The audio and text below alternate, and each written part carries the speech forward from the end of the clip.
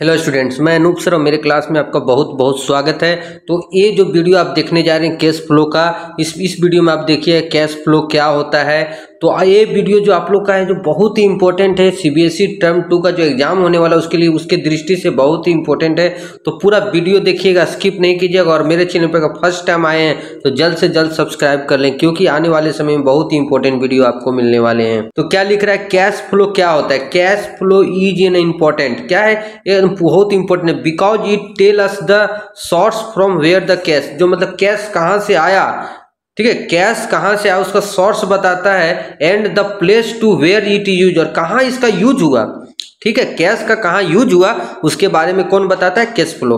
तो cash flow क्या है? एक प्रकार का इंपॉर्टेंट स्टेटमेंट है जो हम लोग को बताता है कैश का सोर्स कहां से, मतलब कहां से आया और कहां पर यूज हुआ। इन अदर वर्ड कि सोर्स ऑफ इनफ्लो, मतलब कैश कहां से इनफ्लो हुआ मतलब आया, एंड आउटफ्लो ऑफ कैश, और कैश कहां पर आउटफ्लो हुआ मतलब गया।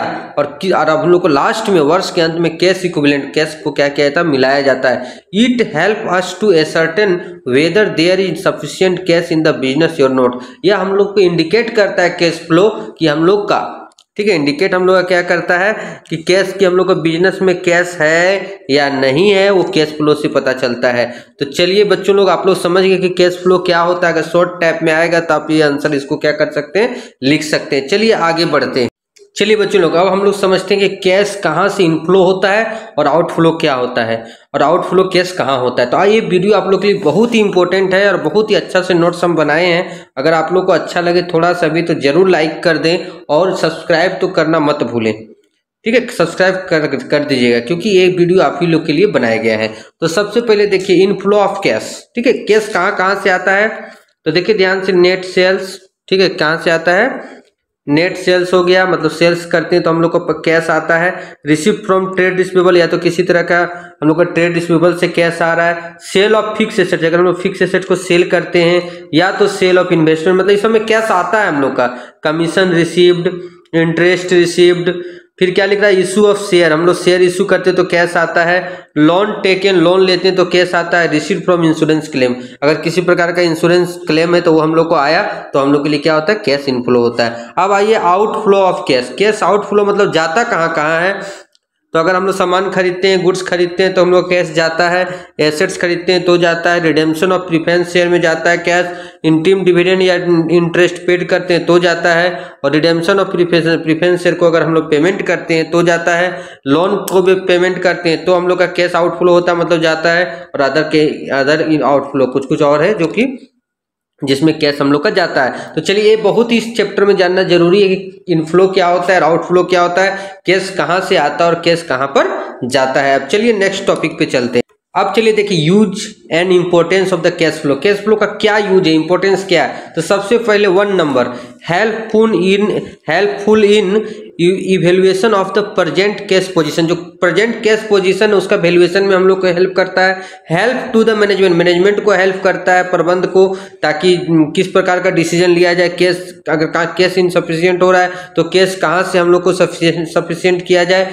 तो 3 number, knowledge about the important facts. हम जो इम्पोर्टेंट फैक्ट्स उसके बारे में जानकारी हम लोग को मिलता है। Helpful in formation policy, information policy के बारे में हम लोग को जानकारी मिलता है। यूजफुल तो आउटसाइडर, जो हम लोग का फर्म से बाहर है उसको कैश के बारे में जानकारी मिलता है।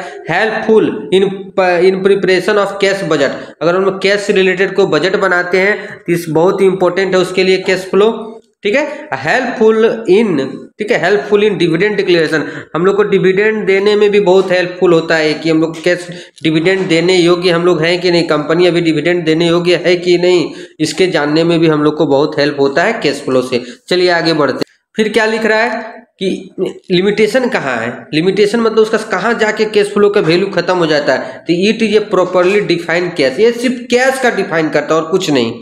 ये better and more clear picture is disclosed by the fund flow statement. लेकिन कैश फ्लो से पूरा पता नहीं चलता, हम लोग को किससे पता चलता है, फंड फ्लो स्टेटमेंट से पूरा क्लियर पिक्चर पता चलता है। कैश फ्लो स्टेटमेंट, ठीक है, cash flow statement can not be consider equivalent to income statement because non cash item are also included in income statement. कुछ ऐसा भी टॉपिक होता है कि नन कैश एक्सपेंसेस भी इंक्लूड हो जाता है कैश फ्लो में, जिसके कारण ये परफेक्ट इक्विवेलेंट नहीं माना जाता। तो इससे इसीलिए बनता है फंड फ्लो स्टेटमेंट। तो बच्चों लोग, आप लोग को ये वीडियो बहुत ही इम्पोर्टेंट है। हमको लगता है अगर थ्योरी कुछ थोड़ा सा आएगा तो इसमें जरूर आएगा। कोई भी अगर नंबरिकल भी हम लोग को पढ़ेंगे तो उसमें भी थ्योरी हम लोग का मस्ट है। आगे का वीडियो में आप लोग को बताएंगे operating activities, investing activities, financing activity, मतलब कैश फ्लो किस प्रकार से तैयार किया जाता है। तो चलिए आज का वीडियो यहीं लास्ट तक देखने के लिए बच्चों लोग बहुत बहुत धन्यवाद।